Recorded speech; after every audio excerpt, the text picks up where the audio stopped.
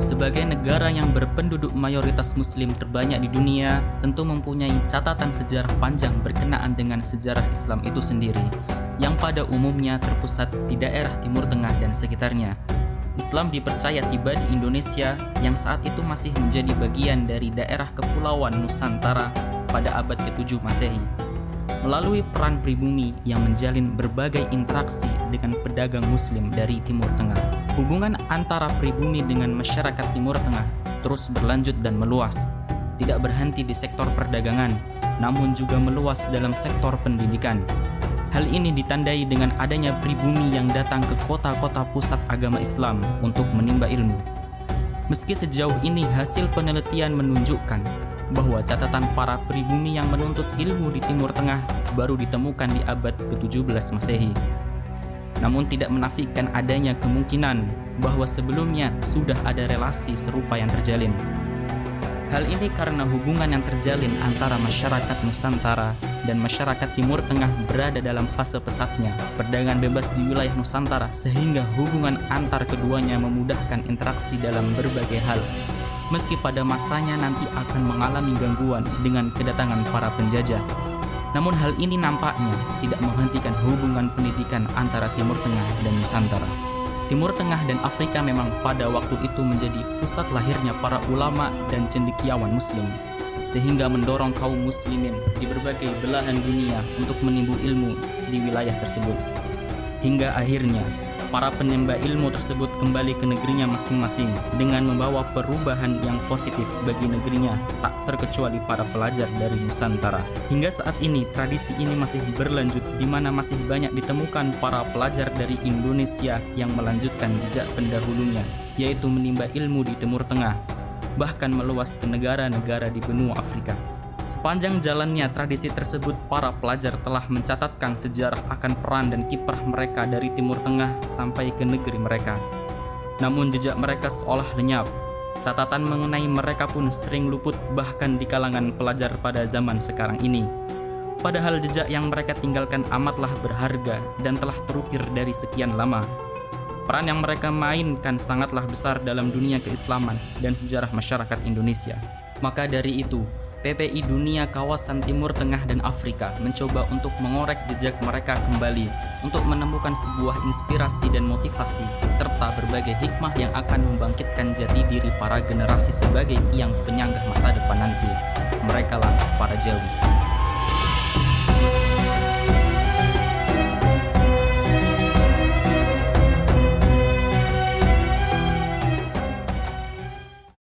Pada abad ke-17, tercatat ada beberapa ulama Nusantara yang muncul di Makkah. Mereka merupakan para pelajar yang dikirim dari masing-masing daerah asalnya. Hal ini tercatat dalam beberapa kitab dan dokumen manuskrip yang ada, dan juga khazanah keilmuan mereka dalam bentuk kitab yang mereka tuliskan, seperti kitab Mir'atu At-Tullab karangan Syekh Abdul Rauf As-Sangkili. Fenomena ini juga diperkuat dengan adanya hubungan masyarakat Nusantara dengan Daulah Utsmaniyah yang menguasai Haromain. Ada pola baru yang terbangun ya dalam hubungan Timur Tengah dengan Nusantara. Itu kalau dalam catatan-catatan sejarah ya katakanlah mulai abad ke-17. Kalau sebelumnya itu polanya pola ekonomi, perdagangan, itu kemudian pada abad ke-17 mulai terbentuk satu pola baru, yaitu pola hubungan keilmuan. Jadi mulai banyak pelajar dari Nusantara yang belajar di tanah suci Mekah pada waktu itu secara khusus ya, kemudian kembali ke Indonesia dan membangun gerakan-gerakan keilmuan. Hubungan antara Utsmani dengan dengan wilayah Nusantara itu sudah lama terjalin ya, sudah sejak masa abad ke-17. Jadi pada masa zaman Aceh Darussalam, kemudian zaman selanjutnya ya, kalau di Jawa tentu pada zaman Mataram itu sudah terjalin ya, hubungan antara Turki dengan kawasan di Nusantara ini. Komunitas orang-orang Nusantara yang ada di Timur Tengah pada waktu itu disebut dengan istilah Jawi, dan ada pula yang menyebut sebagai Ashabul Jawiyin. Kemudian, sebagaimana yang ditemukan dalam arsip dokumen Daulah Utsmaniyah yang menyebut orang-orang Nusantara dengan sebutan Jawali, yang berarti seorang yang berasal dari Jawa atau Jawi. Di Al-Azhar sendiri, ketika masih menggunakan sistem ruwak kuno, terdapat sebuah ruwak atau tempat tinggal para pelajar yang bernama ruwak Jawi, yang maksudnya diperuntukkan orang-orang Nusantara. Ya, kalau asal usul ya dalam sumber-sumber Arab itu memang sejak abad 17 para pelajar atau murid-murid dari Kepulauan Nusantara ini, Kepulauan Nusantara itu ya Asia Tenggara sekarang lah, bukan hanya wilayah yang sekarang menjadi wilayah Republik Indonesia, tapi termasuk Malaysia, Semenanjung, termasuk Thailand Selatan, kemudian Mindanao dan semuanya, itu disebut sebagai Biladul Jawi, ya. Biladul Jawi, negeri orang Jawi, Jawa. Tapi Jawa itu tidak berarti Pulau Jawa yang ada sekarang. Orang-orang yang datang dari semua wilayah itu, wilayah Asia Tenggara sekarang ini, itu disebut sebagai Ashabul Jawiyin, sahabat-sahabat kita orang Jawiyin. Atau secara lebih umum lagi ya jamaah Jawiyin, kumpulan orang-orang Jawiyin. Tapi ya istilah Jawiyin itu ya mengacu kepada setiap muslim yang datang dari Asia Tenggara, ya, kawasan yang sekarang disebut sebagai Asia Tenggara atau dulu kita sebut sebagai Kepulauan Nusantara. Sepanjang kronologi catatan jejak mereka, setidaknya sejarah mereka terbagi menjadi 3 fase sebelum memasuki era sekarang ini, berdasarkan sifat peran dan kiprah mereka. Periode pertama terjadi pada abad 17 Masehi hingga pertengahan abad 19 Masehi. Dalam fase ini, kegiatan para Jawi masih terpusat di kota Haramain, terutama di Makkah. Mereka menuju ke sana memanfaatkan pesatnya transportasi kapal perdagangan antara Nusantara dan Timur Tengah. Nah, memang para murid ini datangnya terutama sejak abad 16, 17 gitu. Tapi yang ada dokumentasinya, ada sumber-sumbernya itu ya abad 17. Terutama dimulai dengan Abdurrauf Singkel, kemudian Syekh Yusuf Makassar, kemudian ada ditambah lagi dengan Nuruddin Araniri, itu semua abad 17. Kalau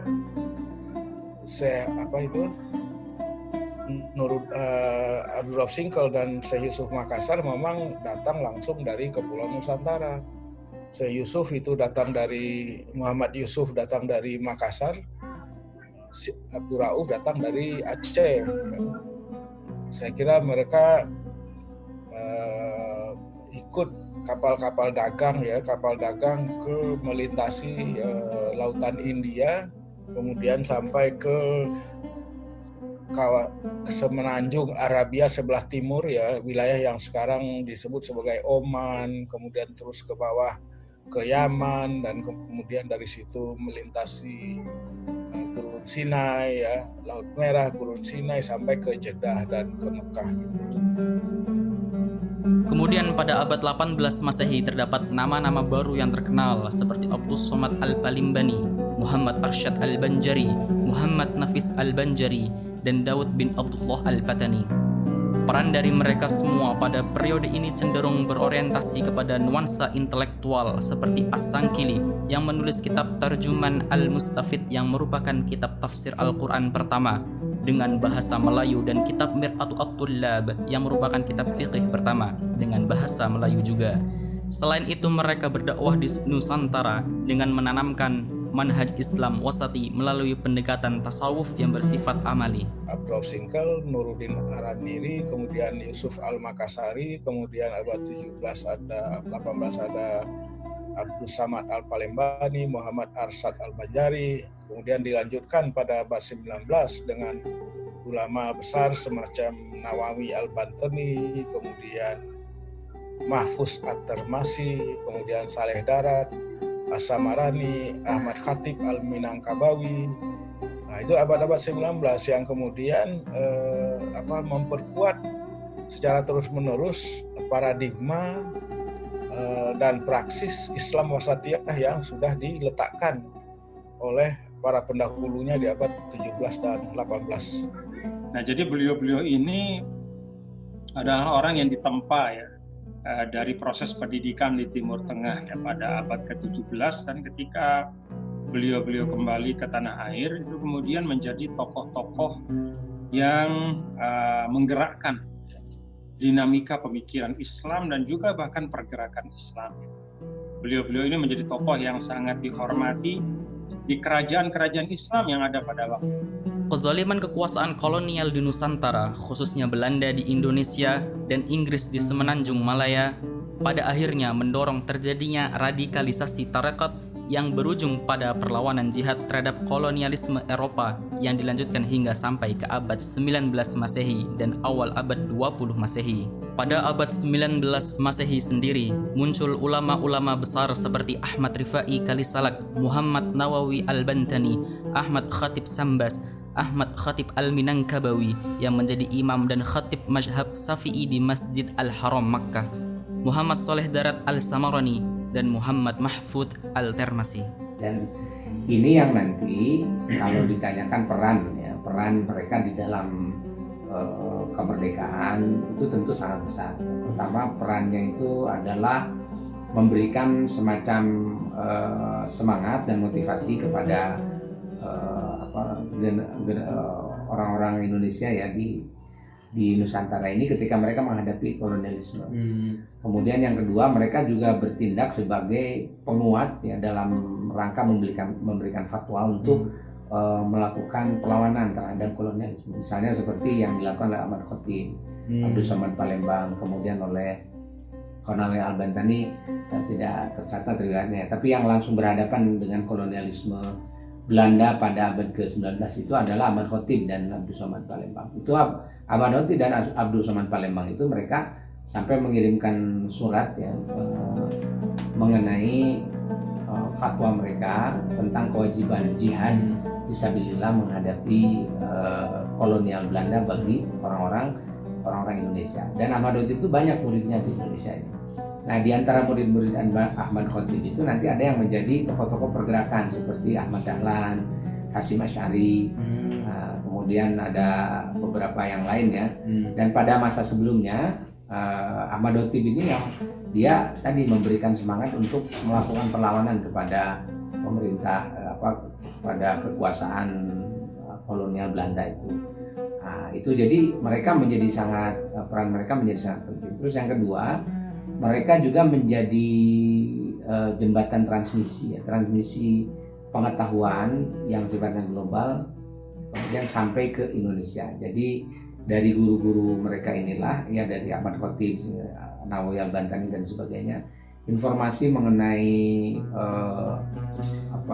buku-buku yang terbit misalnya di dunia Islam karena pusatnya waktu itu kan di sana, kemudian disampaikan oleh guru mereka, dibawa oleh murid-muridnya ke Indonesia, sehingga pendidikan Islam di Indonesia atau pesantren waktu itu tentu memiliki memiliki jasa besar dengan diperolehnya informasi mengenai perkembangan ilmu pengetahuan misalnya. Kemudian juga tentang perkembangan politik dunia, nah termasuk masalah kolonialisme.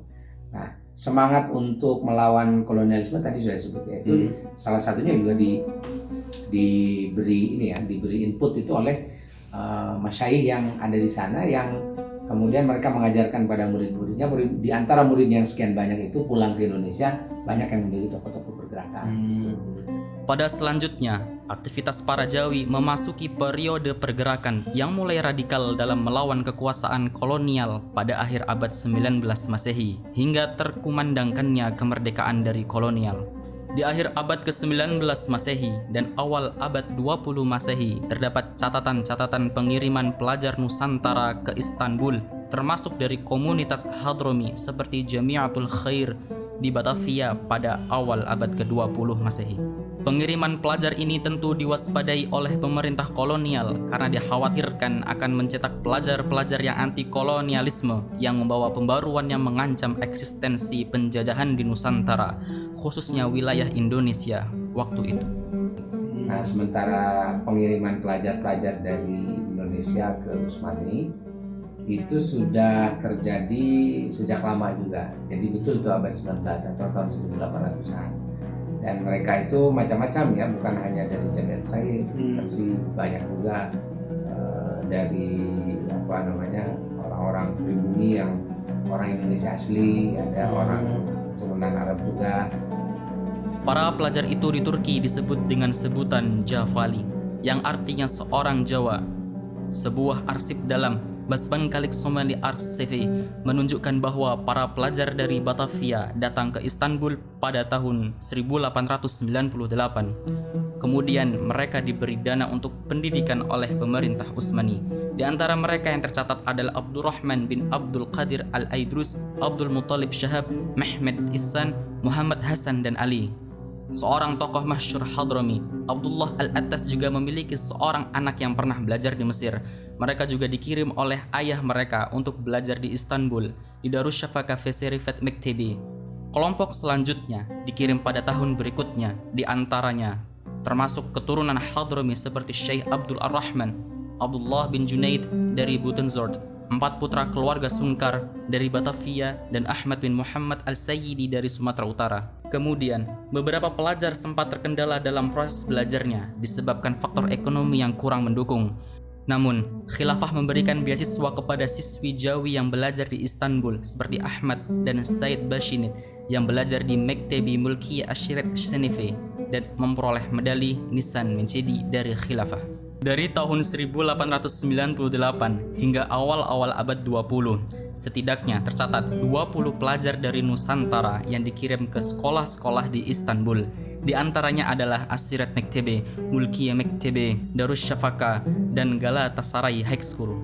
Selanjutnya diperkuat dengan dokumen catatan penerimaan pelajar Jawa Osman Effendi dan Sayyid Muhammad Abdullah Al-Attas Effendi di jurusan Ilmu Politik Perguruan Tinggi Imperial Turki Utsmani. Pada saat yang sama, di masa akhir abad 19, kegiatan para Jawi ini secara bertahap mulai berpindah pusat ke Kairo yang telah muncul sebagai tujuan untuk menuntut ilmu. Selanjutnya, walaupun Haramain masih tetap menjadi sentralnya, namun di Kairo inilah terjadi transmisi peran para Jawi yang juga mulai aktif dalam bidang politik. Jaringan ulama yang berpusat di Mekah dan Madinah ini memang lebih murni keagamaan ya, lebih murni menuntut ilmu untuk keulamaan.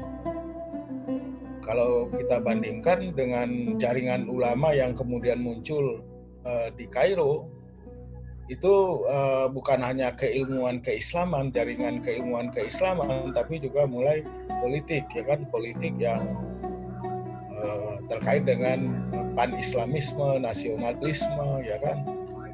Nah itu mulai muncul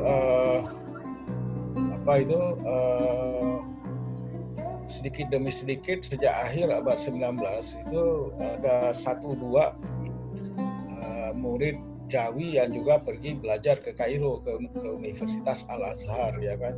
Nah di abad ke-19 itu kita lihat bahwa poros antara Kairo dengan Mekah itu kan dua tempat yang menjadi katakanlah puncak dari gerakan intelektual dunia Islam pada waktu itu. Jadi di poros Mekah dan Kairo ini ternyata juga mulai banyak pelajar-pelajar dari Nusantara. Nah tadi saya sudah singgung bahwa kalau sebelumnya itu banyak pelajar Nusantara belajar di Mekah. Nah pada pertengahan abad ke-19 itu mulai ada yang menjejakkan kaki di Kairo. Nah, dalam catatan sejarah itu namanya Syekh Abdul Manan di Pomenggolo kalau tidak salah ya. Beliau yang mendirikan pesantren Tremas di Pacitan. Nah, beliau itu belajar pada 1850 di Al-Azhar. Nah, beliaulah dalam catatan sejarah itu sebagai seorang katakanlah putra Nusantara ya, yang belajar di Al-Azhar Syarif, itu di bawah asuhan dari Al-Imamul Akbar Syekh Ibrahim Al-Bajuri pada waktu itu.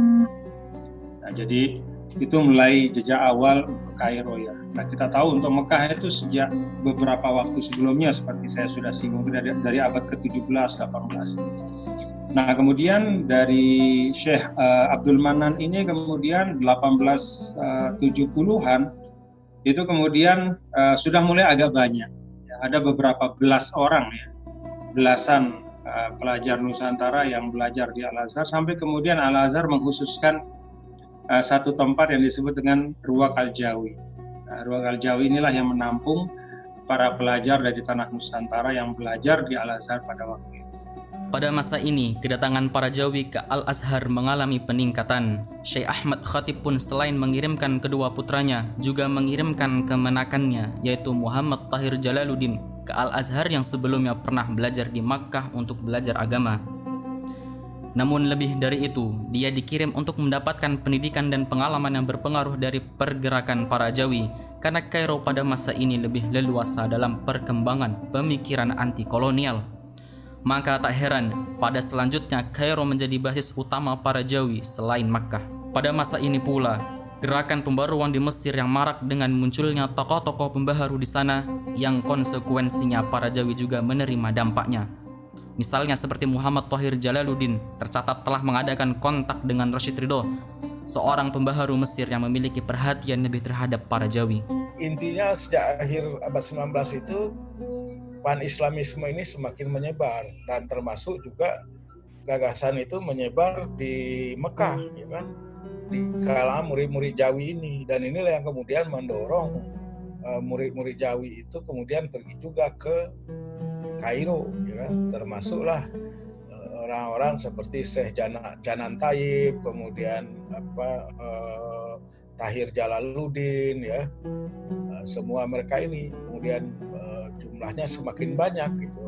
Bayard Dodge, seorang sejarawan yang mengutip data tentang mahasiswa Universitas Al-Azhar pada tahun 1902, menyatakan ada 7 di antara 645 mahasiswa asing yang merupakan seorang Javanese yang kita sebut dengan murid-murid Jawi.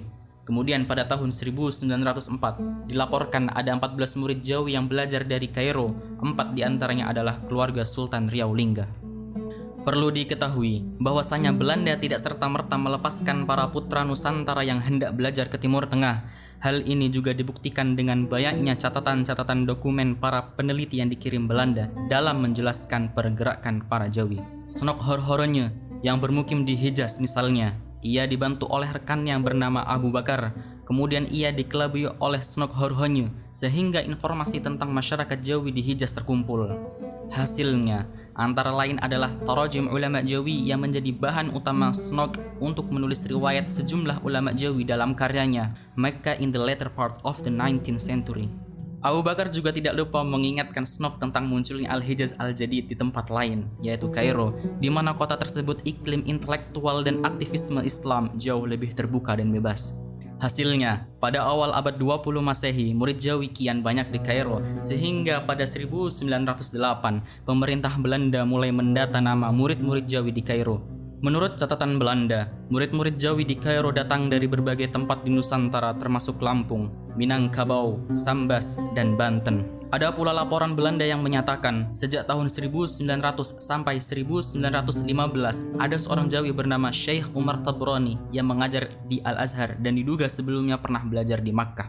Pada akhirnya, penghuni Ruwaq Jawi semakin banyak karena kedatangan para Jawi yang meningkat ke Kairo. Hal ini membuat Syekh Ruwaq Jawi pada waktu itu, yaitu Syekh Ismail Abdul Muttalib, mengajukan permohonan kepada pemerintah Mesir untuk membantu terkait tempat tinggal para Jawi ini. Hal yang sama juga diajukan kepada konsul Belanda di Mesir selaku pemegang pemerintahan Hindia Belanda, namun mendapat respon negatif. Tentu pemerintah kolonial tidak mau membantu para Jawi ini, terlebih mereka yang disebut bisa mengancam eksistensi pemerintah kolonial. Hasilnya, para pelajar membentuk sebuah organisasi yang bertujuan untuk menyatukan dan menghimpun para Jawi untuk saling menolong dan bekerja sama dalam mencapai tujuan mereka. Organisasi pertama yang didirikan di Kairo adalah Jam'iyah Setia Pelajar pada tahun 1913 yang dipimpin Syekh Ismail dengan anggota inti 12 orang. Ya, yang bisa saya simpulkan di awal bahwa pemerintah Belanda itu gagal dalam membendung, ya kan, semangat keilmuan, semangat belajar, semangat rihlah ilmiah. Saya menyebut sebagai rihlah ilmiah, melakukan perjalanan untuk menuntut ilmu itu itu tidak bisa dibendung, tidak bisa dicegah oleh pemerintah Belanda. Kenapa tidak bisa dicegah, ya kan? Karena mereka yang berangkat itu belajar, ya kan, tidak mengharapkan bantuan sama sekali, ya, tidak tergantung pada Belanda, tidak tergantung. Kaum muslimin Indonesia itu sejak zaman awalnya, apalagi setelah Belanda semakin represif, ya, katakanlah sejak abad 18, 19, kaum muslimin Indonesia itu menjadi muslimin yang sangat mandiri, ya, sangat independen vis-a-vis kekuasaan, ya. Mereka nggak tergantung sama Belanda, nggak tergantung juga sama pemerintah sekarang, ya. Sampai sekarang itu diwarisi. Inilah yang saya sebut salah satu legacy, salah satu warisan Islam Indonesia itu, yaitu yang independen vis-a-vis state, yang independen dari negara, ya. Sebagaimana yang dilaporkan majalah Al-Munir, organisasi pelajar ini juga menerbitkan majalah yang diberi nama dengan Al-Ittihad dengan anggota redaksi Ahmad Fauzi Sambas dan Muhammad Fadullah bin Muhammad Suhaimi Singapura. Selain mereka, penulis lainnya adalah Muhammad Basyuni dan Abdul Wahid Abdullah Tapanuli. Majalah Al-Ittihad diedarkan tidak hanya di lingkungan mahasiswa Jawi di Kairo, tetapi juga di Makkah, Semenanjung Malaya, dan Hindia Belanda, sehingga mendatangkan manfaat yang besar bagi masyarakat Jawi Asia Tenggara. Majalah Al-Ittihad dalam edisi pertamanya menurunkan tulisan Fadullah dan Ahmad Fauzi yang menyatakan bahwa orang Eropa telah keliru ketika meremehkan Kairo sebagai pusat belajar bagi murid-murid Jawi. Mereka menyatakan Kairo memiliki berbagai bentuk dan jenis pendidikan. Mereka juga mengutip ungkapan yang menyatakan orang yang belum pergi ke Kairo sesungguhnya belum melihat dunia. Bagi mereka, Kairo adalah pusat intelektual yang sempurna.